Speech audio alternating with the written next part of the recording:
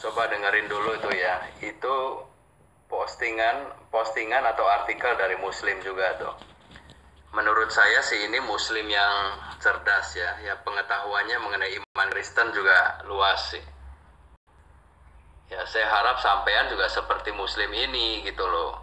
Kalau mau diskusi itu diskusinya ya yang pengetahuannya banyak dan akalnya jalan mas ya. Jadi kita enak kalau diskusi ini.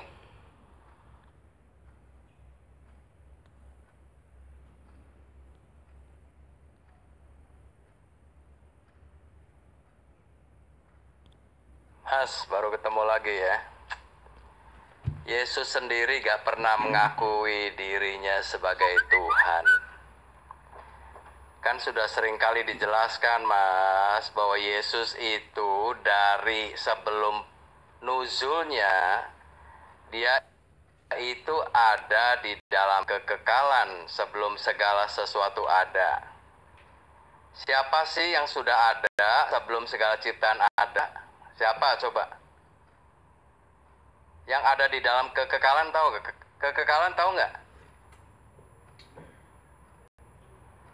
Kekekalan itu artinya waktu yang tidak berujung, tahu nggak? Nggak tahu itu berapa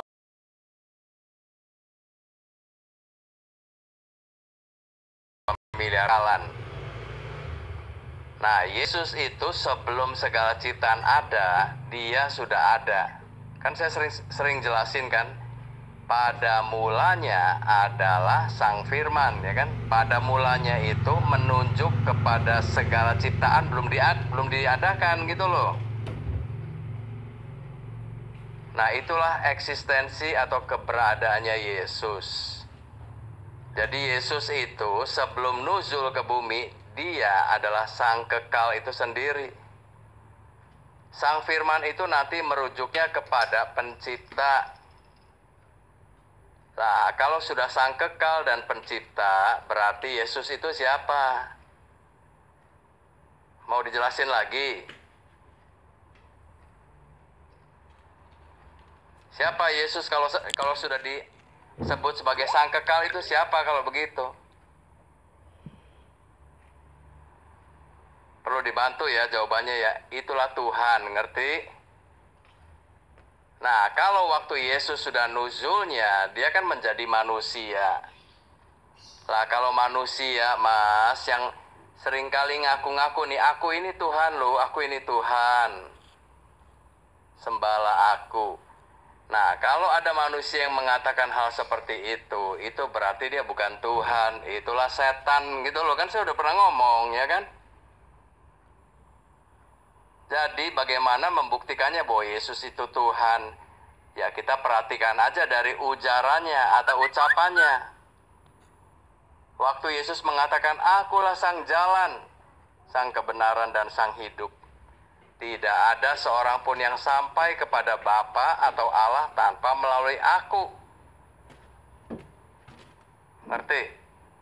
Udah nangkap belum bahwa itu adalah ujaran atau ucapan dari Tuhan sendiri? Masih nggak nangkap juga? Kalau kebenaran di kalian siapa? Al-Haq ya kan?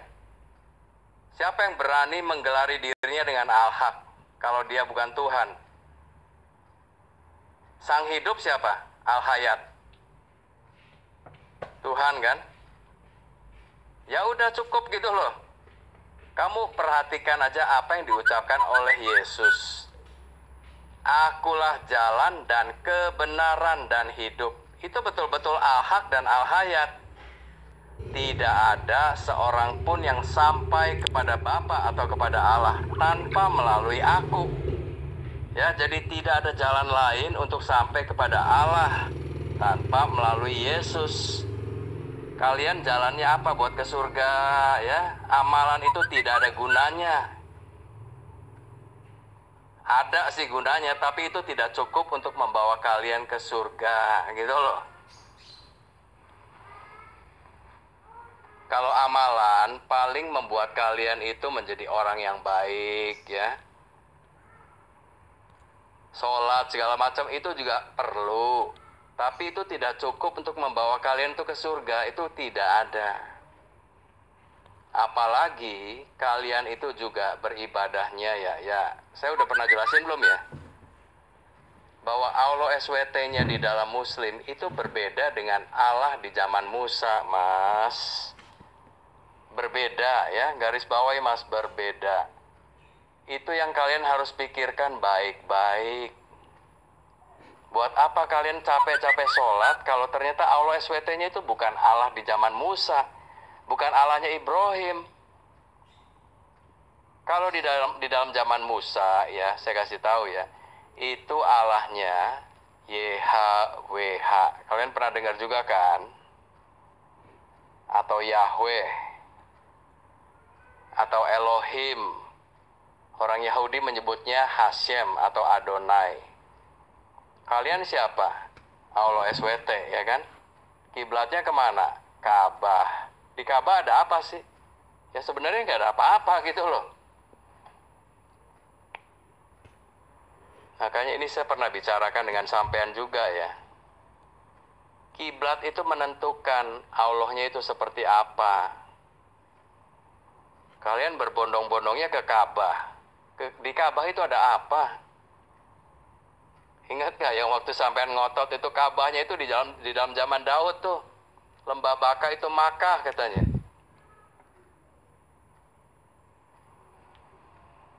Ya itulah kalian itu pembenarannya cuma klaim. Kan udah dibuktikan kan?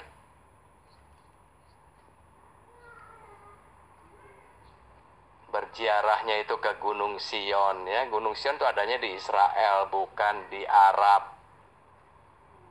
Ya, jadi sekali lagi, Allah SWT kalian itu berbeda dengan Allah Israel. Dengan Allahnya Musa beda, Allah Abraham, Allah Daud, Allah Sulaiman itu beda sama sekali. Dia juga punya sifat penguasa, juga punya sifat memerintah, tapi tetap aja tidak abadi. Yaitu raja di bumi, Mas, raja manusia itu, ngerti nggak? Memang kalau raja di bumi yang memang lahirnya dari emak dan bapak, ya itu walaupun dia raja pun dia tidak akan pernah kekal gitu loh, alias pasti satu waktu mati. Ya, jadi yang sampean maksud itu adalah raja manusia.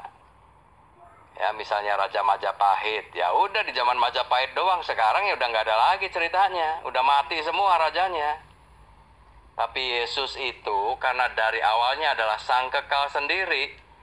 Walaupun satu waktu nih dia pernah menjadi manusia, pada saatnya dia akan ke surga memerintah sebagai raja selama-lamanya. Ngerti bedanya ya? Karena dari Tuhan dia akan ke Tuhan lagi, baliknya. Kalau manusia ya baliknya ke kuburan gitu loh. Nanti di hari akhir baru dibangkitkan lagi, begitu kan? Ya, jadi kalian tuh jangan suka pikirannya kacau atau rancu. Yang manusia ya manusia, jangan dicampur aduk dengan Tuhan, gitu loh. Ya, 100% itu maksudnya sepenuhnya. Jadi Yesus itu sepenuhnya manusia. Ini waktu keadaannya di bumi loh ya. Tapi Yesus juga sepenuhnya Allah, gitu loh. Ngerti? Jadi bukan ada persentase segala macam. 100% Allah itu maksudnya sepenuhnya Allah. Tapi pada waktu Yesus nuzul itu, Yesus itu apa ya? Tidak menggunakan kealahannya secara full lah. Tapi dia Allah gitu loh. Ngerti nggak? Tidak menggunakan sifat ilahinya secara penuh. Tapi dia Allah. Karena apa? Karena Yesus itu tujuan utamanya adalah untuk menebus dosa manusia di atas kayu salib sebagai manusia. Karena dosa kan dilakukan di tubuh manusia kan. Makanya penebusannya pun harus di dalam tubuh manusia juga. Nah, nanti setelah penebusannya selesai, Yesus bangkit dari kematian pada hari yang ketiga kan. Sampai pernah dengar nggak cerita itu kisahnya? Kemudian naik ke surga. Kemudian satu waktu akan datang kembali ke bumi ya. Ini Quran kali atau hadis ya. Mengatakan bahwa Isa itu akan datang di akhir zaman. Menjadi Al-Hakim atas seluruh manusia. Nah, kalau sudah Al-Hakim, itu juga adalah gelar yang hanya ada pada Allah sampean gitu loh. Di situnya ada kemiripan. Ya, jelas ya?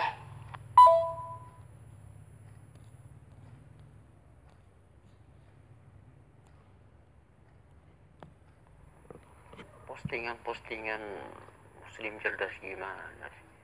Menurut saya, orang yang mengatakan Yesus sebagai Tuhan, baik itu Muslim ataupun apapun itu sebenarnya sudah menyimpang gitu loh.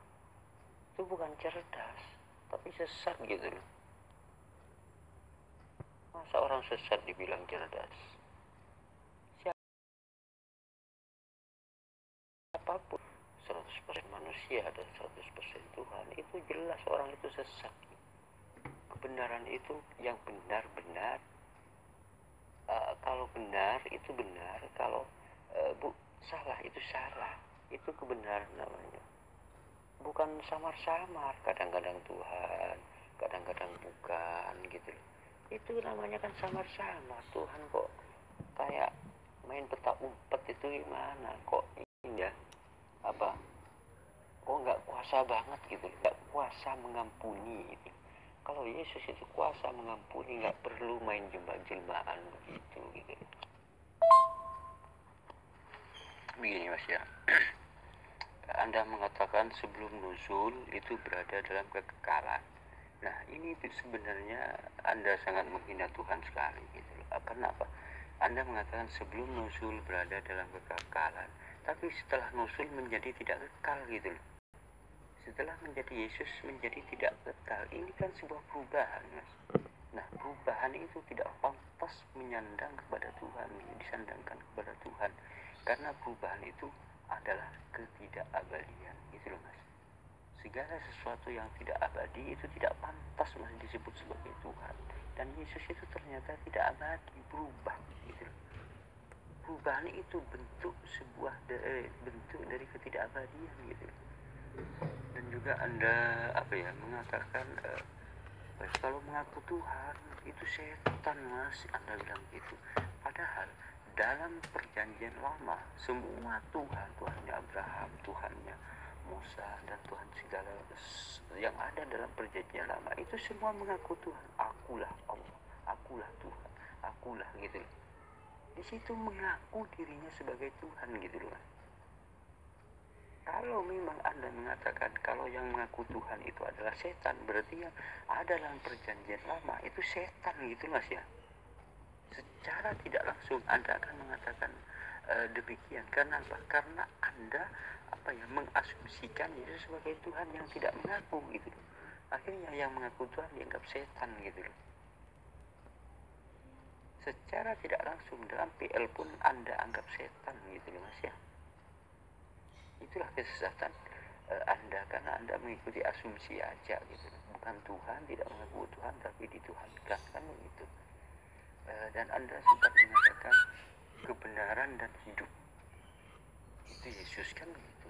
Nah Mas, kebenaran dan hidup yang dimaksud adalah kebenaran itu adalah ajaran Yesus. Apa yang Yesus ajarkan adalah sebuah kebenaran. Karena apa? Karena Yesus bukan tidak berkata dari dirinya sendiri, tetapi dari Bapa yang mengutus Yesus gitu. Makanya itu disebut kebenaran. Yang disebut dengan hidup, hidup itu adalah hidup yang kekal. Apa itu? Yaitu Allah lah satu-satunya, sembahlah Allah satu-satunya yang esa. Itulah hidup yang kekal gitu loh Mas. Apakah Anda nggak ngerti tentang itu gitu loh? Nah Yesus sendiri itu hanya sebagai jalan Mas. Jalan itu artinya apa? Mencontohkan, diikuti apa yang Yesus perbuat gitu loh. Bukan malah dituhankan gitu. Nah juga Anda sempat menyinggung masalah Allah SWT, Allah Subhanahu wa Ta'ala berbeda dengan YHWH gitu loh. Nah dalam masalah penyebutan itu berbeda, itu boleh Mas, namun merujuk pada sifat-sifatnya. jiwa mereka itu kekal, tidak akan berubah menjadi apapun, tidak menjadi manusia. Sebenarnya yang berbeda itu adalah Yesus itu menjadi tidak kekal, berubah. Itu Yesus sebenarnya Mas yang berbeda itu gitu loh. Nah, kalau Anda mengatakan misalkan ada orang Yahudi ya, Anda mengatakan oh Yesus itu adalah Yahweh, Mas, Anda pasti disikut oleh orang Yahudi, Mas. Ditempeleng sama orang Yahudi Anda ini gitu loh. Kalau Anda mengatakan Yahweh itu adalah Yesus, karena sifatnya itu sungguh jauh berbeda gitu loh. Anda sumpah juga mengatakan, oh Mas itu raja dunia, raja itu tidak akan kekal gitu kan gitu, pernah mati kan. Nah Mas, raja Yesus itu juga tidak kekal Mas, juga tidak abadi. Karena apa? Segala sesuatu yang mengalami kematian itu tidak kekal Mas. Walaupun mati sedetik pun, kalau pernah mati itu namanya tidak kekal Mas. Jangankan mati, berubah aja itu tidak abadi namanya Mas ya. Anda menyembah sesuatu yang tidak abadi artinya itu begitu. Nah, juga Anda mengatakan, Mas, manusia itu jangan dicampur adukan dengan Tuhan gitu. Sebenarnya yang mencampur adukan itu Anda gitu loh. Kadang-kadang dianggap manusia, kadang-kadang dianggap Tuhan gitu. Tuhan tidak memakai ketuhanannya. Kalau Tuhan tidak memakai ketuhanannya itu apa namanya Mas itu? Ajaran apa kalau gitu loh? Ya sesat, jelas sesat gitu loh. Mas Anda mengatakan, oh Yesus itu memakai sepenuhnya manusia ketika nuzul di bumi gitu kan begitu Anda. Itu memakai sepenuhnya itu manusia, hanya memakai sedikit ketuhanannya kan begitu. Inilah yang tidak Anda paham.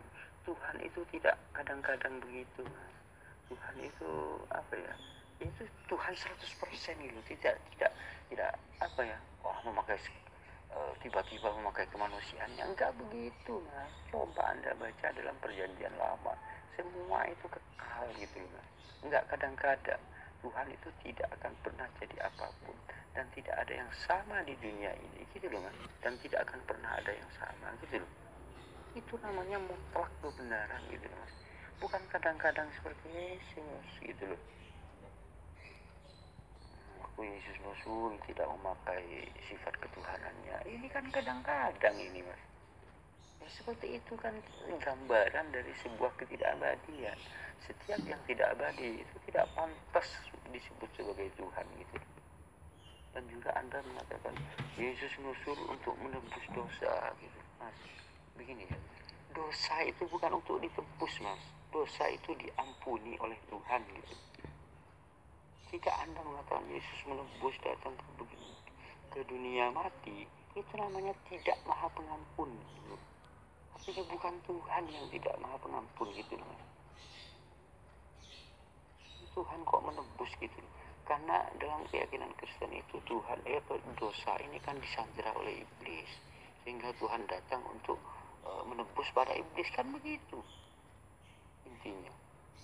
Iblis ini meminta tebusan, Tuhan harus mati kan begitu. Itu semua ajaran sesat gitu loh Mas. Ajaran sesat gitu loh. Menebus dosa ini tidak ditebus, tapi dosa ini adalah diampuni. Karena apa? Karena Allah Subhanahu wa taala itu Maha Pengampun gitu loh. Mengampuni segala dosa-dosa yang ketika orang itu bertaubat kan begitu Mas. Bukan ditebus main tebus gitu. Memang pegadaian apa?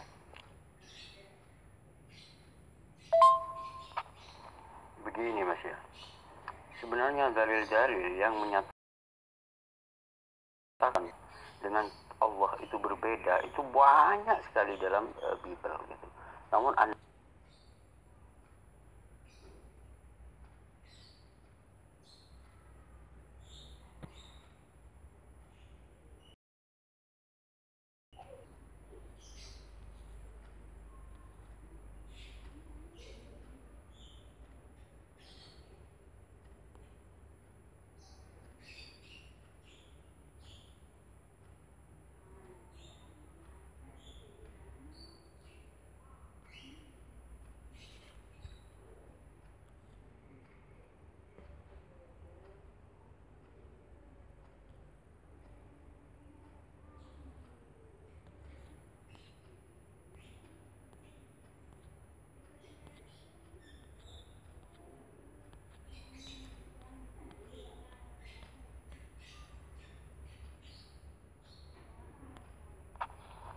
begini Mas ya. Sebenarnya dalil-dalil yang menyatakan bahwa pribadi Yesus dengan Bapa, dengan Allah itu berbeda, itu banyak sekali dalam Bible gitu. Namun Anda menolak dalil-dalil tersebut dan mengambil sesuatu yang cocok dengan dogma-dogma yang Anda yakini, kan hanya begitu. Sebenarnya dalam Yohanes 5 gitu, Bapakku bekerja sampai hari ini atau sampai sekarang, maka aku bekerja juga gitu loh. Itu menunjukkan ada dua pribadi yang berbeda gitu loh. Masa itu dikatakan satu? Masa? Itu contohnya begini aja ya. Kalau Anda bekerja saat ini, saya bekerja juga. Itu kan berarti kan ada dua pribadi yang berbeda. Anda dan saya kan berbeda, Mas. Masa Anda nggak ngerti bahasa Indonesia, Mas?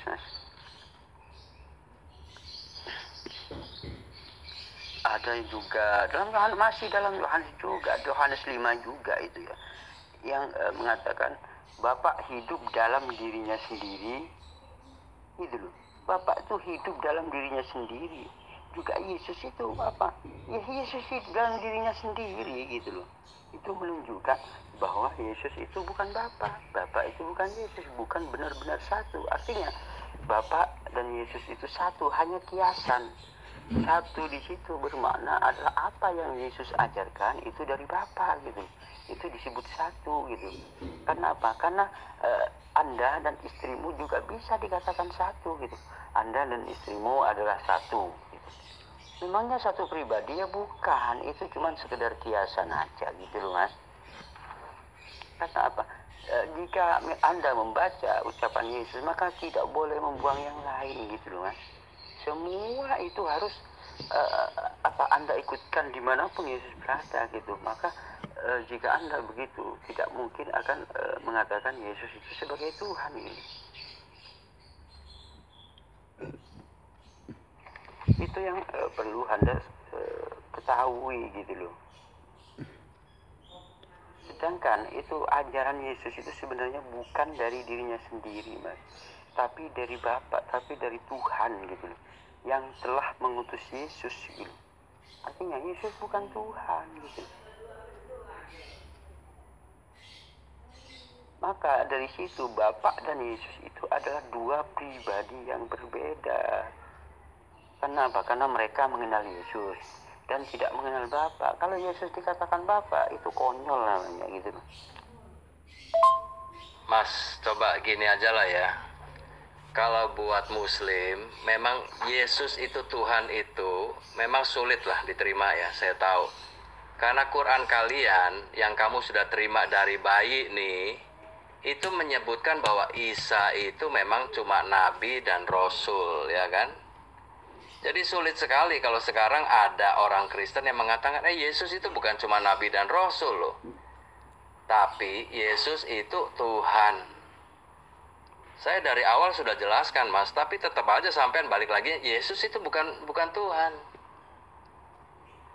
Ya saya tahu, ini sulit sekali. Ya bayangkan aja dari kecil kalian sudah dijejelinya apa yang ada di Quran. Yang kamu percaya dengan sepenuh hati bahwa itu wahyu Allah, ya kan? Makanya waktu saya katakan Yesus itu Tuhan, tapi di Qurannya nggak ada, kalian nggak bisa terima ini. Saya tahu itu. Tapi sekarang gini aja lah ya, saya akan coba, kalau sampean sadar ya, saya akan pakai Isa yang ada di dalam Quran aja deh. Isa itu kalau di Quran disebutnya terkemuka di dunia dan di akhirat. Isa itu adalah laki-laki yang suci. Isa itu akan menjadi pengetahuan di hari kiamat. Inilah aku, ikutilah jalan yang lurus. Itu ada di As-Zukhruf 61 tuh. Itu mengenai keberadaan Isa ya. Isa itu menyembuhkan penyakit, membuat mujizat, membangkitkan orang mati. Ini ada di Quran kalian semua nih. Isa itu kalamullah, rohullah. Ini kalian juga karena nggak ngerti ya, seringkali cuma menganggapnya itu kan cuma ciptaan, semua manusia juga sama. Tapi mana? Buktikan dong kalau manusia kalamullah juga.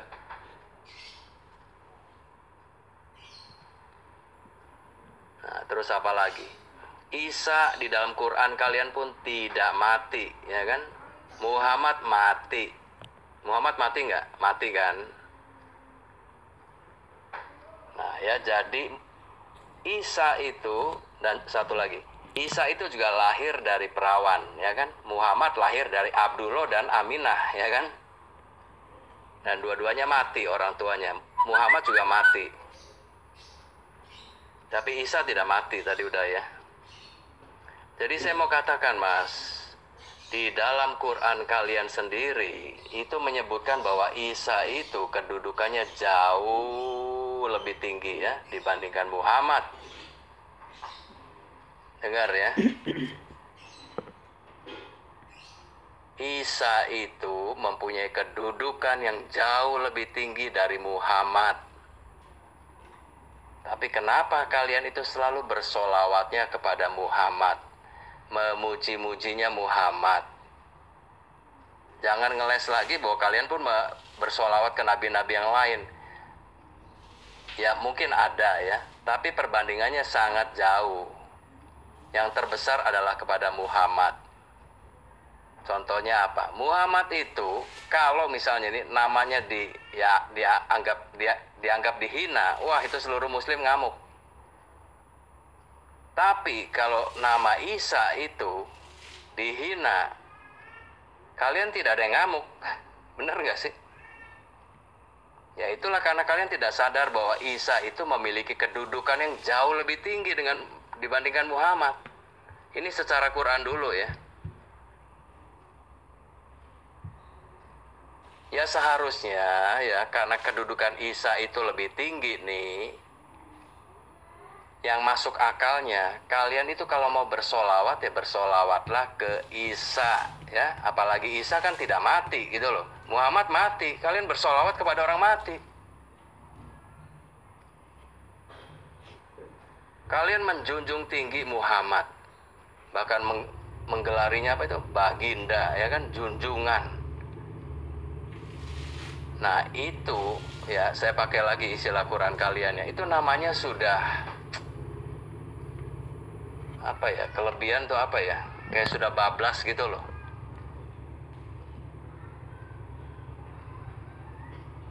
Nangkep nggak Mas? Itu aja dulu deh. Kalian bersyahadat, namanya yang dipakai nama Muhammad, mana nama Isanya? Nggak ada. Terus aja tiap dari lahir sampai matinya kalian bersyahadat terus kan, la ilaha illallah Muhammad Rasulullah terus kan. Mana ada Isa Rasulullah itu kalian gak sebut-sebut lagi. Padahal saya katakan yang secara masuk akalnya Isa itu kedudukannya jauh lebih tinggi dibandingkan Muhammad. Ini menurut Quran kalian sendiri gitu loh. Saya belum membandingkannya dengan yang di Alkitab, belum. Ya coba sampean pikir deh, Muhammad dengan Isa Al-Masih itu kedudukannya siapa yang lebih tinggi? Kalau kalian katakan Muhammad lah yang lebih tinggi, ya sudahlah, tutup buku aja Mas Quran kalian ya. Berarti kalian tidak mengakui Quran kalian sendiri gitu loh. Apalagi hadisnya, karena di hadis pun banyak sekali nama Isa itu disebut. Ya kan, makanya di hadis kan dikatakan Isa itu akan turun di hari kiamat. Itu menegaskan apa yang di As-Zukhruf 61 itu. Dia akan menjadi Al-Hakim atas seluruh manusia. Padahal kalau Al-Hakim itu ya, di dalam nama 99 nama Allah itu adalah gelar dari Allah sendiri. Nah, ya. Coba kalian masih mau menganggap Muhammad lebih tinggi lagi ya terserahlah. Begini Mas ya, bismillahirrahmanirrahim. Begini ya Mas, Anda mengatakan saya akan menjelaskan, saya tidak akan menjelaskan masalah Alkitab, tetapi saya akan menjelaskan tentang Nabi Isa melalui Al-Quran. Anda berkata begitu ya, atau versi Islam begitu maksud Anda. Nah, walaupun Anda menjelaskan tentang Yesus versi Alkitab, Anda tidak akan menemukan bahwa Yesus itu sebagai Tuhan gitu. Kenapa? Karena sudah jelas di situ adalah Yesus sebagai manusia, bukan sebagai Tuhan. Kalau Yesus sebagai manusia dan Anda menyembah Yesus, itu artinya Anda juga menyembah manusia gitu loh. Kan begitu. Nah, saya akan menjelaskan tentang Nabi Isa menurut atau versi Islam, kan begitu. Dalam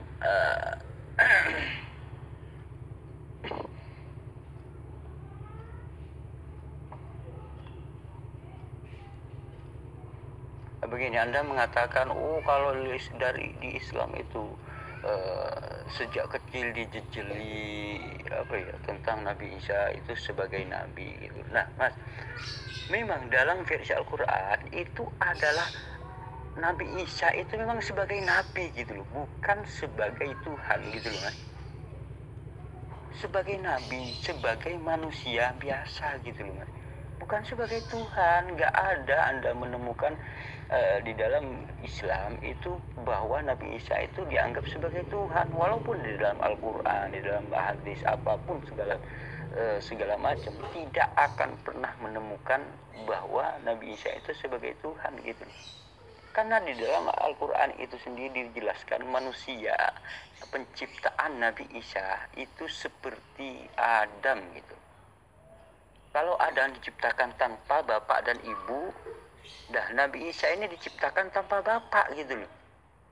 Cuman ditaruh di dalam rahimnya Maria gitu aja gitu loh. Kalau Adam prosesnya bukan ditaruh di rahim, tetapi diciptakan secara langsung gitu. Nah, Yesus ini, Nabi Isa ini diciptakan oleh Allah, ditaruh di dalam perutnya seorang perempuan gitu. Karena apa? Karena di situ biar berproses, biar mengalir darah Maria itu mengalir ke dalam diri Yesus gitu. Artinya apa? Darah Maria ini di dalam darah Yesus ini, di dalam Yesus itu ada darah Maria semua gitu loh, Mas. Itu yang perlu Anda ketahui gitu loh. Ini bukan soal dijejeli atau apa, tapi ini fakta, sebuah kebenaran, kan begitu. Nah, jika Anda mengatakan terkemuka atau Nabi Isa itu sebagai sebagai pengetahuan di hari kiamat begitu, dan jalan lurus, juga membangkitkan orang mati dan seterusnya, itu semua adalah mukjizat gitu loh, Mas. Nah, yang disebut mukjizat ini bukan untuk Allah. Allah tidak butuh mukjizat. Yang bermukjizat itu adalah utusan Allah, adalah manusia pilihan gitu loh, Mas. Semua yang disebut bermukjizat itu manusia, Mas, gitu loh. Nabi Isa, Nabi Musa bermukjizat, Nabi Isa bermukjizat, Nabi Ibrahim bermukjizat, Nabi Muhammad bermukjizat. Nah, semua yang mempunyai mukjizat itu namanya manusia pilihan gitu loh, Mas. Bukan Tuhan. Tuhan sudah lebih daripada mukjizat itu, Mas. Karena Tuhan yang menciptakan mukjizat, karena Tuhan yang memberikan mukjizat gitu loh, Mas. Bukan bermukjizat itu Tuhan gitu loh, Mas. Mukjizat yang dimaksud dengan mukjizat itu adalah kekuatan yang luar biasa di atas kemampuan manusia itu sewaktu-waktu gitu loh, Mas. Bukan sekehendak dirinya, tapi semua atas izin Allah gitu loh. Yesus juga dalam kitab Anda dikatakan dengan izin Allah, karena Yesus berdoa dulu untuk membangkitkan ini, berdoa dulu gitu loh, Mas. Berdoa kepada Allah, memohon kepada Allah agar manusia ini hidup gitu loh. Berdoa dulu. Nabi Muhammad SAW juga demikian gitu loh, Mas. Di dalam membangkitkan orang mati, Nabi Muhammad SAW ini juga berdoa dulu gitu loh. Sama sebenarnya, Mas. Nabi Muhammad pun juga pernah menghidupkan orang mati seperti itu, pernah.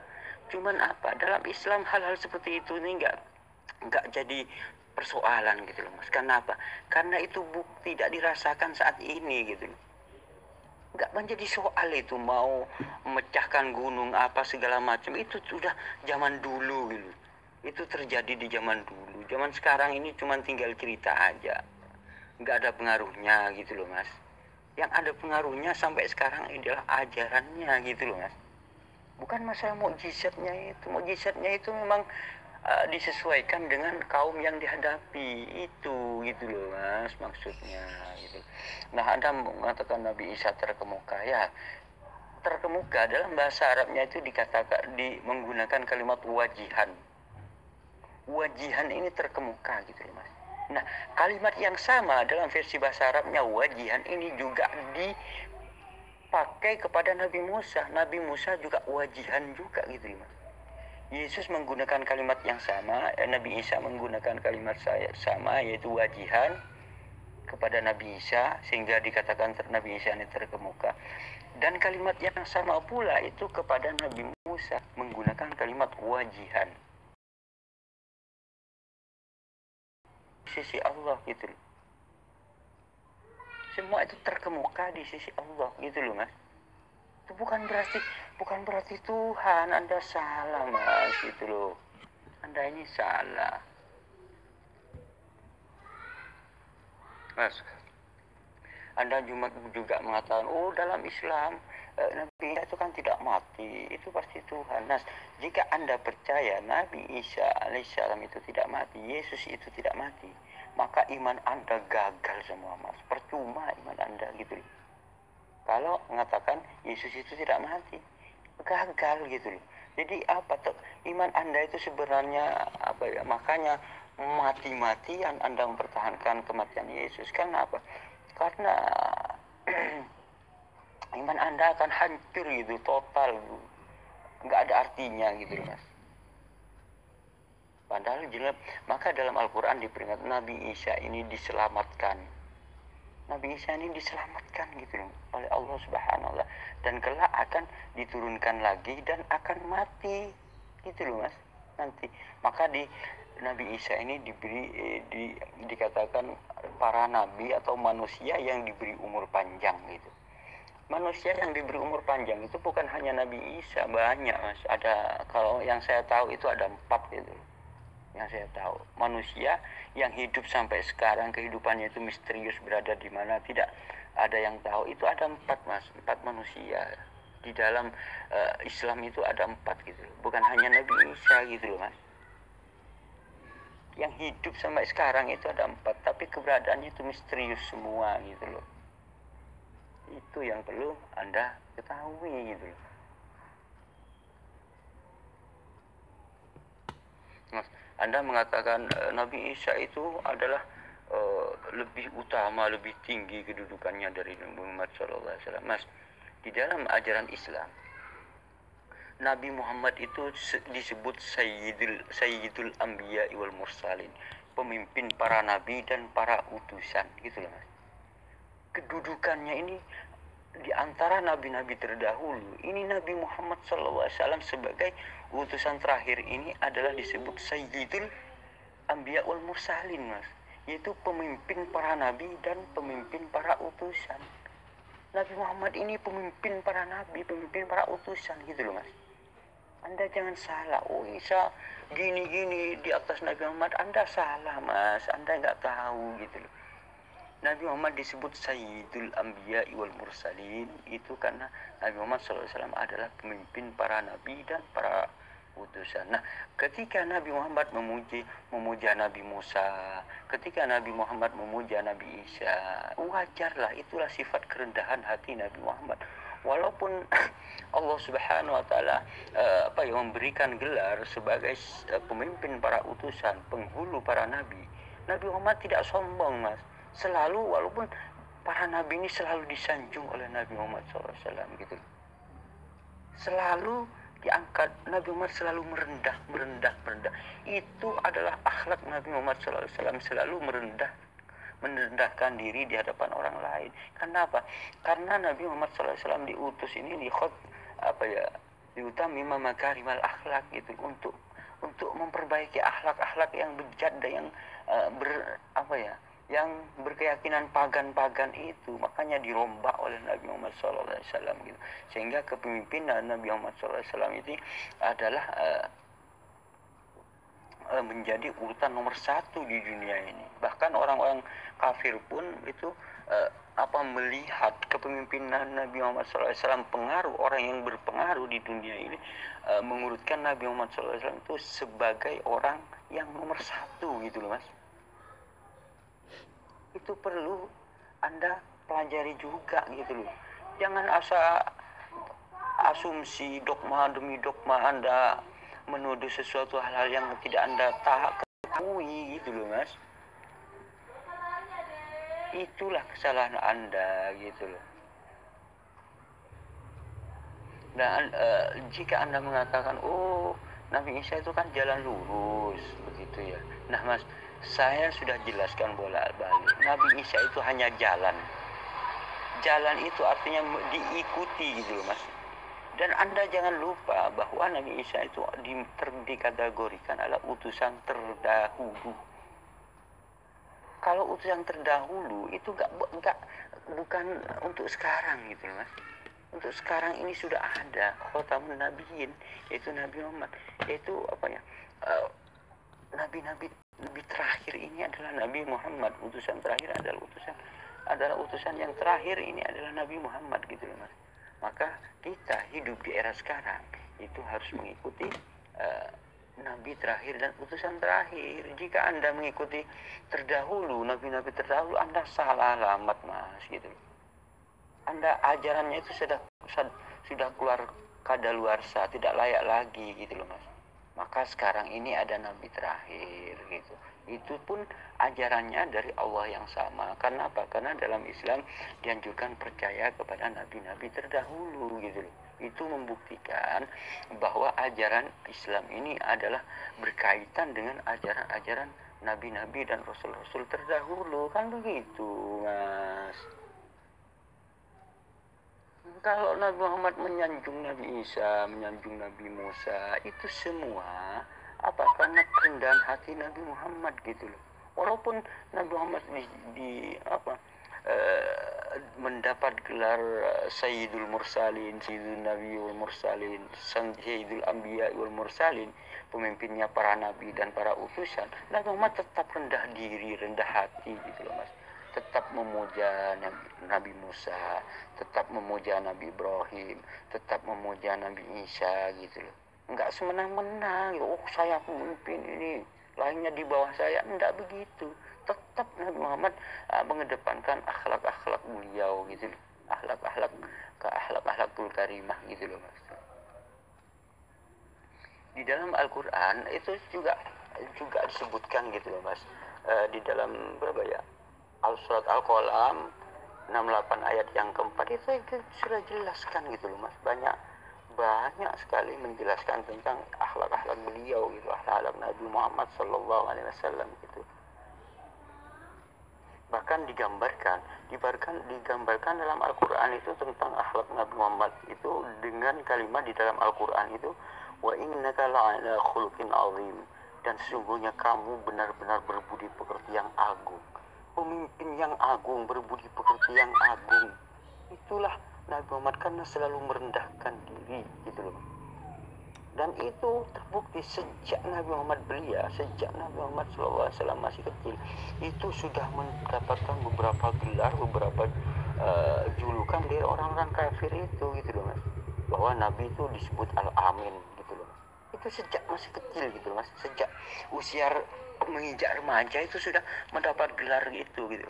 Karena apa? Karena Nabi Muhammad SAW memang mengedepankan akhlak, mengedepankan bagaimana cara berakhlak, bersih akhlak kepada orang yang lebih tua dan seterusnya gitu loh. Itu ditunjukkan oleh Nabi Muhammad SAW sejak anak-anak gitu loh. Karena apa? Karena memang Allah menjaga Nabi Muhammad SAW. Bahkan ketika disusui, ketika umur 4 tahun atau berapa ya, maaf saya lupa ya umurnya, itu Nabi Muhammad SAW dibawa 2 orang laki-laki. Dia itu seorang sebenarnya malaikat gitu loh ya, yang menyerupai manusia. Kemudian teman sepermainannya itu melihat Nabi Muhammad SAW dibelah dadanya gitu loh Mas. Dibelah dadanya, kemudian sama malaikat ini dibersihkan semuanya gitu. Ditanamkan sesuatu yang baik gitu loh. Itu semenjak kecil gitu loh Mas. Dan peristiwa kedua itu terjadi ketika Isra Mi'raj gitu loh Mas. Ketika akan berangkat itu kemudian dibersihkan, disucikan Nabi Muhammad SAW oleh malaikat gitu loh.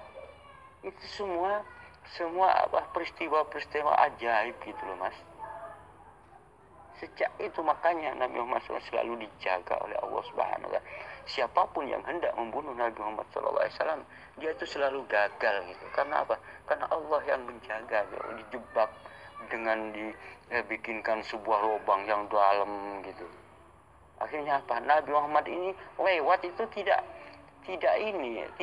terposok, walaupun dia itu hanya ditutup dengan daun gitu. Namun ketika orang yang membuat jebakan itu mencoba, dia itu masuk sendiri ke dalam lubang itu.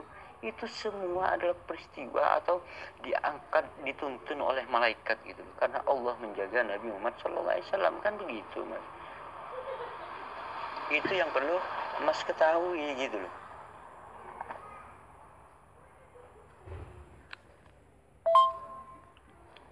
Mas, Anda bicara tentang As-Zukhruf 61 tadi ya. Itu sebenarnya apa ya, menjelaskan tentang Nabi Isa alaihissalam mengajak kaumnya untuk beriman kepada Allah. Ini perlu Anda ketahui. Itu ada Allah itu memfirmankan kepada Nabi Isa. Allah itu berfirman kepada Nabi Isa agar kaumnya menyembah Allah. Kan begitu. Kemudian firman yang sama itu difirmankan kepada Nabi Muhammad SAW untuk menyembah Allah. Kan begitu. Nah, sekaligus memberitahukan bahwa Nabi Isa alaihissalam pernah berkata bahwa menyuruh menyembah Allah. Kan begitu. Itu adalah dari As-Zukhruf 61 tersebut gitu loh Mas. Di situ disebutkan wa innahu la'ilmul lisa'ah fala tamtarunna biha wattabi'un hada siratul mustaqim. Dan sesungguhnya turunnya Isa itu pertanda akan datangnya hari kiamat. Karena itu janganlah kamu ragu-ragu tentang kiamat itu dan ikutilah aku, inilah jalan yang lurus. Kan begitu. Ini adalah ajakan Nabi Isa kepada kaumnya dulu gitu loh Mas. Dan hal ini difirmankan kepada Nabi Muhammad SAW oleh Allah Subhanahu wa Ta'ala, kan begitu. Bahwa Nabi Isa ini dulu pernah mengajak kaumnya gitu. Dan di dalam Injil itu disebutkan ikutilah jalan yang lurus gitu. Itu disebutkan di dalam Al-Qur'an gitu loh Mas. Bahwa tertera di dalam Injil itu yang difirmankan kepada Nabi Isa itu seperti ini gitu loh. Maka dari situ umat Islam menjadi tahu umat terdahulu ini ternyata Nabi Isa itu pernah mengajak kaumnya begitu. Akhirnya umat Islam ini tahu gitu loh Mas.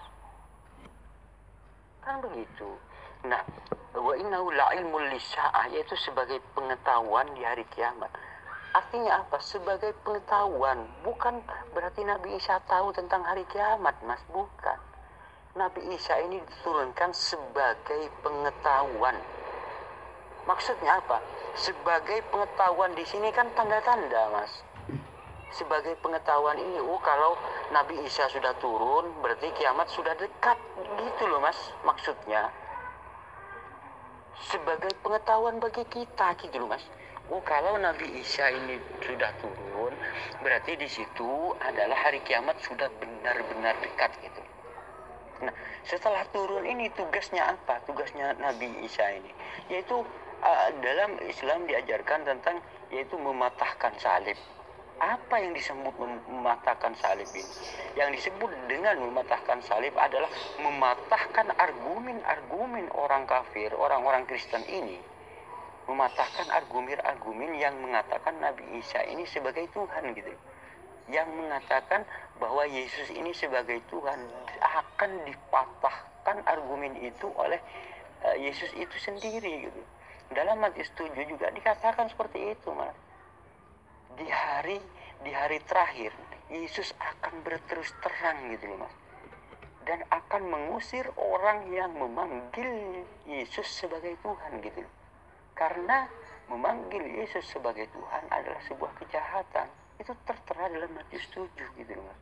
Di hari terakhir, yakni sama sinkron dengan Al-Quran ini, bahwa kelak itu akan diturunkan lagi gitu loh. Nabi Isa atau Yesus itu akan diturunkan lagi gitu loh Mas. Dan Yesus ini di hari terakhir itu akan berterus terang. Nah, ini apa artinya? Di hari terakhir itu yang berterus terang Mas, bahwa Yesus itu tidak pernah mengaku dirinya Tuhan, juga akan menolak orang yang memanggilnya sebagai Tuhan. Kalau dulu-dulu ya belum berterus terang Mas, karena di dalam Matius 7 itu juga disebutkan di hari terakhir akan berterus terang. Walaupun orang itu mampu bermukjizat, mampu bernubuat, mampu mengusir setan demi nama Yesus, Yesus tetap akan menolak orang yang memanggilnya sebagai Tuhan. Gitu loh Mas. Itu kapan? Itu nanti di hari terakhir. Yaitu hari terakhir itu adalah hari-hari menjelang kiamat gitu loh. Itu yang disebut dengan tadi ayat-ayat yang saya maksudkan tadi gitu loh. Yesus sendiri yang menolak, Nabi Isa sendiri yang akan menolak gitu loh. Dan di dalam Islam itu Nabi Isa itu akan turun di tengah-tengah komunitas Muslim gitu loh Mas. Nabi Isa ini akan berjuang bersama-sama dengan orang-orang Islam gitu loh. Artinya apa? Pupus harapan Anda untuk bertemu Yesus, mengharap kepada Yesus itu akan pupus di situ gitu loh Mas. Akan tertolak semua iman Anda di situ gitu loh. Setelah Yesus berterus terang gitu loh. Itulah yang harus Anda pikirkan Mas. Keabadian, tujuan hidup kita itu kan akhirat Mas. Anda jangan ego lah gitu. Anda akan menyesal, dan penyesalan itu nggak seperti di dunia ini Mas. Anda akan tetap menyesal selamanya dan tetap dipanggang di neraka gitu loh. Kalau di dunia mungkin menyesal, besok seneng, sekarang nanti 1 jam lagi seneng, nanti bahagia lagi, seneng lagi, kan begitu, ada silih berganti kalau di dunia. Tapi kalau sudah setelah kematian, Anda tidak akan menemukan hal-hal kesenangan sedikit pun gitu. Anda akan penderitaan yang akan Anda alami gitu loh Mas. Maka dari situ tujuan hidup ini harus jelas gitu loh Mas. Semua tujuan yang dilakukan sekarang untuk masa depan nanti setelah mati gitu. Itu semua yang harus Anda perhatikan gitu. Tuhan itu maha pengampun gitu loh Mas. Bukan menebus, tapi maha pengampun gitu. Jadi orang yang bertobat akan diampuni. Itu yang disebut maha pengampun. Bukan sekonyong-konyong Tuhan membebaskan Sandra gitu, kemudian Tuhan mati gitu. Bukan begitu Mas. Kok lemah banget gitu loh. Ini penyesatan sebenarnya yang tidak Anda sadari gitu.